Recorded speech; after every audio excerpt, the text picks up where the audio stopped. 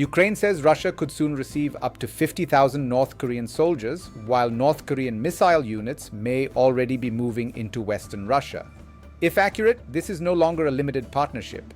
It becomes a military manpower pipeline linking the Korean Peninsula to the European battlefield.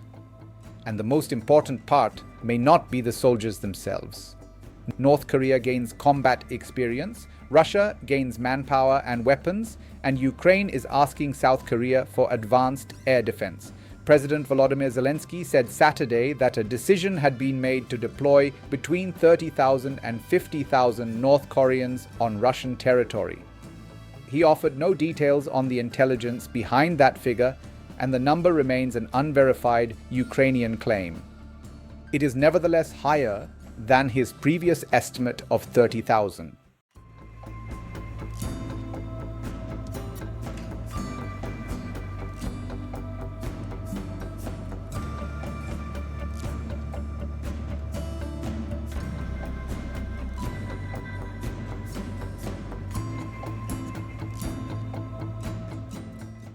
The broader relationship is already established. In June 2024, Vladimir Putin and Kim Jong-un signed a comprehensive strategic partnership treaty with a mutual assistance provision if either country faces external aggression. Pyongyang presents its military support for Russia as assistance to a treaty partner. North Korea reportedly sent around 14,000 troops to Russia's Kursk region in 2024. Those forces helped Moscow push back Ukrainian troops after Kyiv launched a major incursion into Russian territory. Since then, the military relationship has expanded from manpower to ammunition, artillery, and ballistic missiles. And that brings us to the first major revelation. North Korea is not simply helping Russia fight the war. Russia is helping North Korea become better at fighting modern wars. Zelenskyy says Kyiv has already found North Korean missiles on Ukrainian territory. Ukrainian and independent assessments also say Pyongyang has supplied Russia with millions of artillery and mortar rounds, ballistic missiles, long-range artillery, and multiple launch rocket systems. For North Korea, this creates a rare opportunity. Its forces can observe a high-intensity war involving drones, electronic warfare, precision strikes, and massed artillery.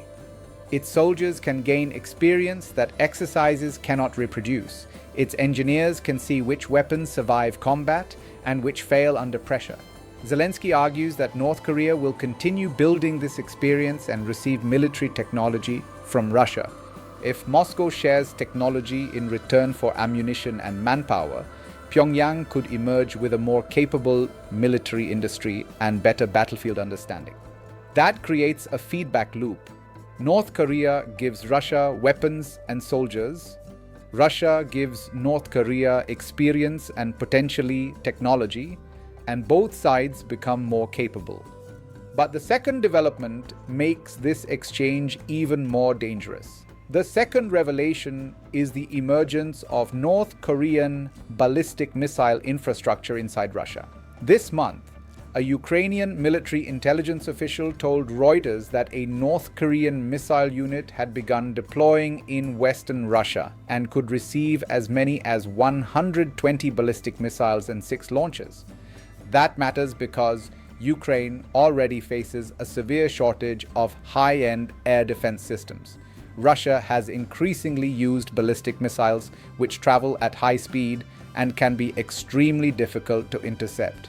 Adding another supply of missiles could allow Russia to maintain pressure on Ukrainian cities, infrastructure, and military positions while conserving some of its own missile stocks. 6 launches may sound small beside Russia's arsenal, but the strategic value does not depend only on launcher numbers. A steady missile flow can force Ukraine to spend scarce interceptors defending against them.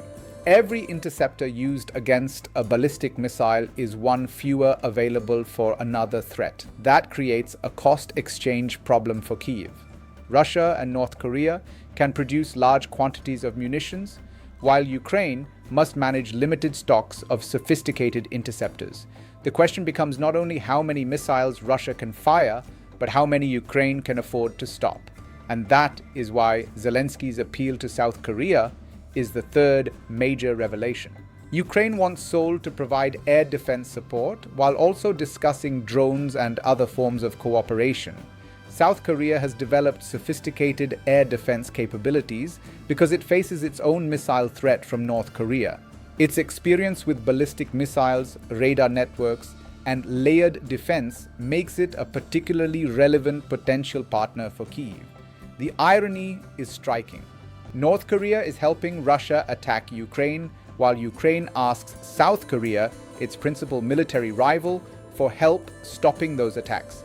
This could push the conflict into a new Asian dimension. South Korea has already watched North Korea deepen military ties with Moscow with concern. If North Korean troops and missile units play a larger role in Russia's war, Seoul faces a difficult strategic calculation: support Ukraine more directly or avoid steps that could provoke Pyongyang and Moscow. For Ukraine, the need is immediate. Air defense has become a central constraint. Russia can attack with drones, cruise missiles, and ballistic missiles, forcing Kyiv to defend a huge area with limited high-end systems. The implications extend beyond Ukraine. For Europe, a larger North Korean military presence in Russia means the war is becoming a test of how quickly authoritarian states can combine their industrial and military resources. Russia has battlefield experience and a large defense industry. North Korea has large stocks of ammunition and a willingness to supply them. Together, they can offset some of the effects of Western sanctions and Russia's own wartime consumption. For Asia, the consequences may be even more serious.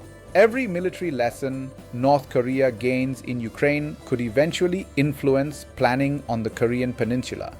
North Korean soldiers can study drones, counter-drone tactics, artillery coordination, and modern surveillance systems in real combat conditions.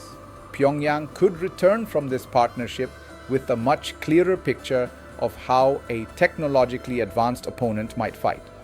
For South Korea, that creates a direct security dilemma. Helping Ukraine strengthen its air defenses could weaken Russia's ability to support North Korea. But deeper South Korean involvement could also provoke Moscow or Pyongyang into closer military cooperation.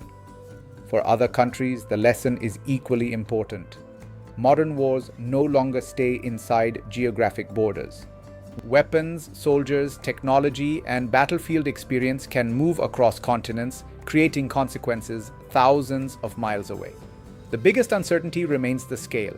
Zelenskyy's 30,000 to 50,000 figure has not been independently established, and the reported missile deployment also needs confirmation. But the direction of travel is already clear. The Russia-North Korea relationship has moved beyond diplomatic symbolism into practical military cooperation. And if that cooperation expands, Ukraine will not just be fighting Russia's army. It will be fighting a wider network of states exchanging weapons, manpower, technology, and battlefield experience.